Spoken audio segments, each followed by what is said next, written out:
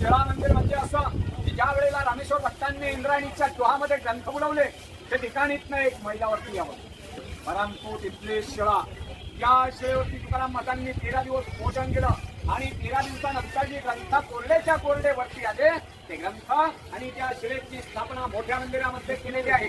आणि मोठ्या मंदिराच्या बाहेर निघाला की उजवी हाताला राहतेगाव जन्मस्थान आणि इथनं 3 मैलावरती एकांतात भजन करण्यासाठी जात होते. तो भंडारा डोंगर इथनं 3 मैला या बाजू आणि हे म्हणजे तुकाराम महाराजांचं वैकुंठ स्थान. त्यांनी समाधी वगैरे काही घेतलेलं नाहीये. सिंहा सहित वैकुंठाला गेले आणि वैकुंठावरनं 3 वेळा परत आले.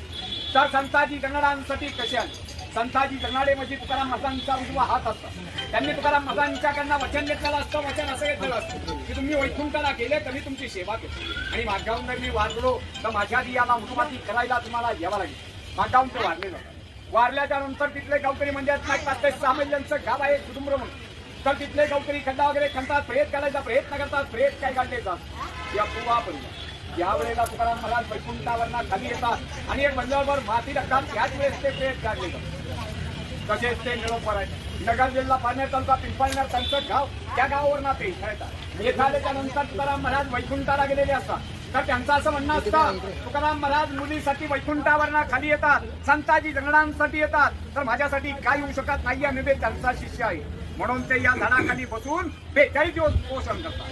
तर त्यांचे 42 दिवस पोषण पूर्ण झाल्याच्या नंतर त्यांना स्वतः पांडुरंग भेटतात. तर ते पांडुरंगाला अभंगाद्वारे असे म्हणतात, येथे तुझा लागी बोलाविले कोणी प्रत्युला वाचून आला शिक्का, नेळा म्हणे आम्ही न ओळखीचे देवा कुठे याचा धावा करतो. मी तुकाराम महाराजांचा धावा केलेला आहे, तू धावा केलेला नाहीये, तुला मी ओळखत नाहीये, तू इथे आला कसं दे असे निरोपर आहे. पांडुरंगाला म्हणतात. नंतर पांडुरंगाला प्रश्न करतो. तुकाराम महाराजांना वैकुंठावरनं खाली पडवतात. तशीच त्यांची मूर्ती भागीरथ तुकाराम ठीक झाल्याच्या नंतर 3ऱ्या दिवशी रंगपंचमी. वडील वैकुंठाला गेल्याच्या नंतर ती 3ऱ्या दिवशी सासरीवरनं येते.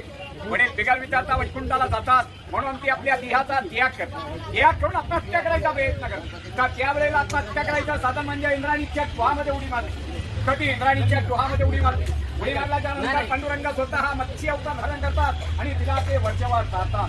चालल्याच्या नंतर रंगपंचमीच्या दिवशी मुलीची आणि तुकाराम महाराजांची भेट होती. बस मी तुकाराम महाराजांच्या घराण्यातला इथला पुजारी, माझी स्वतःची 9वी पिढी चालू आहे. इथे तुकाराम महाराजांना पांडुरंगाला नैवेद्य करून रोज सकाळी महापूजा केल्या जाते. काय आपली इच्छा असली दक्षिणा दिले तर घेतली जाते, नसले तर जबरदस्ती नाहीये. तर त्यांचा शेवटचा भंग जाते वेळेस असा आहे, आम्ही जातो तुम्ही कृपा असू द्यावी सकाळ सांगावी विनंती माझी. वाढ वेळ झाला उभा पांडुरंग वैकुंठा रंग बोलावितो आणि तत्काळी भेटू अम्मासी पावना पुरी वैद्य झाला गुप्त तुका. बोला तुकाराम महाराज की जय. काय इच्छा असली यथाशक्ती